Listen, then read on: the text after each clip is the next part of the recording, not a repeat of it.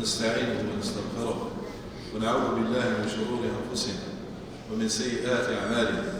من يهده الله فلا مضل له ومن يضلل فلا هادي له، وأشهد أن لا إله إلا الله وحده لا شريك له، وأشهد أن محمدا عبده ورسوله صلى الله عليه وعلى آله وصحبه وسلم تسليما كثيرا. أما بعد، فإن أصدق الحديث كتاب الله، وخير الهدي هدي محمد صلى الله عليه وسلم، وشر الأمور محدثاتها، وكل محدثة بدعة، وكل بدعة ضلالة، وكل ضلالة في النار. أعاذني الله وإياكم من النار. أحبتي في الله، في الحقيقة ما سألقيه عليكم ما هو إلا موعظة، ما هو إلا تذكرة لنفسي ولإخواني ومن تصلهم كلمتي، وليست محاضرة كما قال أخي محمد. فالمحاضرات لها معاييرها، ولها أيضا شروطها، ولها أسبابها، ولها مناسباتها. أحبابي في الله، عنوان هذه الكليمة اليوم قبل رحيل الشهر العظيم. قبل رحيل الشهر العظيم. قبل رحيل الشهر العظيم. وأقدم لهذه الكليمة بمقدمة، وهي أهمية الوقت. الوقت بالنسبة للمؤمن، بالنسبة للمسلم، هو رأس مال تجارته مع الله سبحانه. هو رأس مال تجارته مع الله سبحانه. فالتجارة تجارتان: تجارة في الدنيا مع الناس، وتجارة في الآخرة مع الله تبارك وتعالى. قال عز وجل: يرجون تجارة لن تبور. والتجارة التي لن تبور أحبابي في الله هي التجارة مع الله سبحانه. لن تبور أي لن تكون فيها خسارة، لن يكون فيها بوار، لن يكون فيها ما يندم عليه الإنسان. فالتجارة مع الله سبحانه وتعالى التي هي غير خاسرة، رأس مالها هو وقتك، هو بعبارة أخرى هو عمرك، كما قال النبي صلى الله عليه وسلم: إذا مات ابن آدم انقطع، قال: لا تزول قدم عبد يوم القيامة حتى يسأل عن أربع: عن عمره، رأس المال، عن عمره فيما أفناه، وعن شبابه فيما أبلاه. رأس المال هو عمرك. أفضل ما في هذا رأس المال هو فترة الشباب، لأن هذه الفترة هي فترة القوة وفترة القدرة على طاعة الله عز وجل على أفضل الأحوال. وعن شبابه فيما أبلاه، وعن علمه ماذا عمل فيه، وعن ماله من أين اكتسبه، المصدر، وفيما أنفقه، الموضع الذي ينفق فيه ماله. الشاهد: وعن عمره فيما أفناه. ستسأل عن رأس مالك هذا فيما أفنيت عمرك. هل أفنيته في طاعة الله عز وجل؟ هل أفنيته في التقرب إلى الله سبحانه؟ هل أفنيته فيما ينفعك في دينك ودنياك وآخرتك؟ أم أنك أفنيته في ضد ذلك؟ ويقول النبي صلى الله عليه وسلم في حديث آخر فيه بيان أهمية الوقت، يقول: اغتنم 5 قبل 5.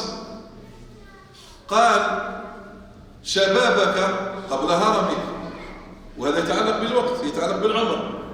شبابك قبل هرمك، أي قبل أن تصير هرما كبيرا شيخا ضعيفا. وصحتك قبل مرضك، أو قال قبل سقمك. وغناك قبل فقرك. وفراغك قبل شغلك. الفراغ اللي هو الوقت المتاح للإنسان لكي يتقرب من الرحمن سبحانه، اغتنمه قبل أن تأتيك المشغلات. ومما تعلمناه عن آبائنا أنهم قالوا: لو سألنا أهل القبور جميعا وقلنا لهم: هل فرغتم من أشغالكم لما متم وجيء بكم إلى القبور؟ لقالوا: لا، كلنا عندنا أشغال. فجاء الأجل وجاء الموت وحال بيننا وبين تلك الأشياء. ولهذا النبي صلى الله عليه وسلم صح عنه أنه في مرة من المرات، وهذا من الأحاديث الغريبة العجيبة، أنه ارسل للصحابة تعليم بالرسم، وهذا الحديث أصل من أصول التعليم بالرسم. فرسم لهم مستطيلا يا إخوان، واضح؟ ورسم فيه يعني دائرة هكذا صغيرة، نكتة داخل المستطيل، وبعد مد خط من تلك النقطة إلى خارج المستطيل، وجعل خطوطا لاصقة في الخط اللي يخرج من المستطيل. قال هذيك النقطة هذه، قال هذا هو الإنسان، والمستطيل اللي داير به هو الأجل تاعه، وهذيك الخطوط اللي برا هي الأمان. معناه واش تبغوا تفهموا؟ تشوفوا بلي الأجل يجي قبل ما نحقوا الأمان، هاي برا راهي خارج الأجل، واللي نحقوها واش هي اللي داخل المستطيل، اللي داخل الأجل.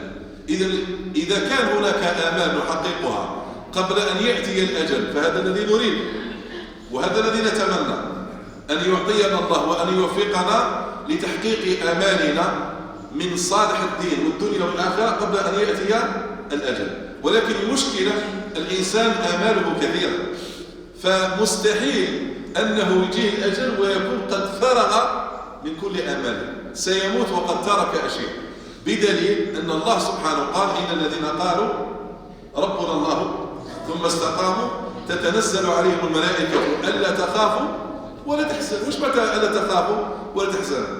ألا تخافوا على ما يستقبلكم، وألا تحزنوا على من تركتم. إذا الإنسان راح يموت في هذه الخصلة، يحزن على الناس اللي خلاهم. علاه؟ زوجتي ذوك كيفاه، أولادي كيفاه، والأموال تاعي، وش الشغالات نتاوعي. كاش واحد راه يبني في دار ما كملهاش، كاش واحد في تجارة مازال ما قامتوش التجارة، واحد دار مشروع مازال ما عرفش إلا ينجح فيه ولا لا، واحد راه في دراسة، واحد راه في كذا. فإذا دير في بالك باللي الإنسان راح يموت وهو لم يكمل أشغاله، وهو لم يكمل تحقيق آماله. فماذا عليه إذن؟ ماذا عليه؟ أن يستغل الفراغ في طاعة الله عز وجل، كما قال سبحانه وتعالى للنبي صلى الله عليه وسلم، هذا سيد ولد آدم، قالوا فإذا فرغت فانصب وإلى ربك فرغ. فانصب أي اجتهد، اجتهد في طاعته، اجتهد في التقرب إليه، لأنه سيأتيك ما يشغلك عن طاعته. وقد وقع للنبي صلى الله عليه وسلم أشياء، مثلا أعطيكم بعض أمثلة. وإن كان النبي صلى الله عليه وسلم لم تشغله الدنيا عن الدين ولا عن طاعة رب العالمين، ولكن جاءته مشغلات، فكان يتمنى أنه لو استقبل من أمره ما استدبر لا قام ببعض الأعمال الصالحة. في غزوة الأحزاب، غزوة الأحزاب التقى النبي صلى الله عليه وسلم بعمر وهو يقول يا رسول الله أتدري أني لم أصلي العصر إلى الساعة، وقتاش؟ بعد المغرب، بل بعد العشاء، بعد المغرب. قالوا النبي صلى الله عليه وسلم هذا ما كان، أنا ما صليتش العصر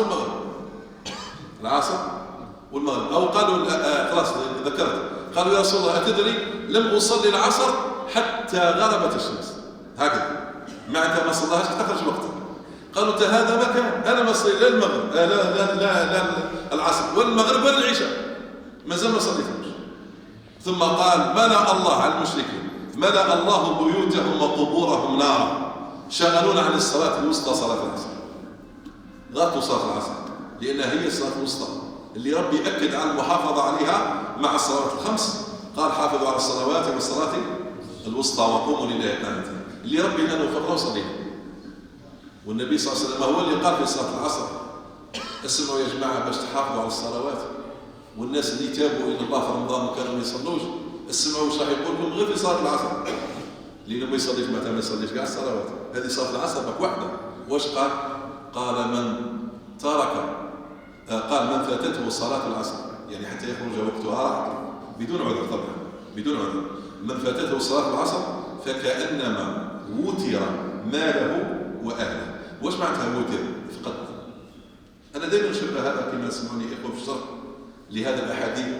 دائما نضرب مثلا نقول لهم شفتوا إنسان كان مسكين خارج الدار، خارج الدار، كي كان خارج الدار ربي قدر دارو تحرقت، وكي تحرقت ماتوا كاع اللي كانوا فيه، زوج في ولاده. كي يجي يرحم والده مصيبة هذا الإنسان شحال تكون؟ حنا كي نشوفوه برك نبكيو على جال أهله ولاده ودار راحوا مرة واحدة. على بالكم اللي تروحوا الصلاة في راسك تروحوا بدون عذر شغل هذا الإنسان باش تعرفوا الحقيقة. فكأنما احنا قرينا يعني في العربية كأن للتشبيه، كأن هي من أدوات التشبيه، معناتها شغل كيما هذا الإنسان. شكون هذا الإنسان؟ مصيبته عظيمة يا أخوان، يعني ربي يعافينا وإياكم. لو كان صار واحد نبقاو شافين عليها حتى نموتوا، مصيبة كبيرة يا إخوان. نعم، ولنبلونكم بشيء من الخوف والجوع ونقص من الأموال والأنفس والثمرات. هذا راحوا له زوج، الأموال والأنفس. الأموال والأنفس راحوا له مرة واحدة بدون مقدمة هكذا. فيجي مسكين يعني مصيبته كبيرة، والناس رايحين يتأثروا لهذا المصيبة. علاه؟ ماتوا له أهله وولاده وراحت له داره مرة واحدة. قال لك سيدك محمد صلى الله عليه وسلم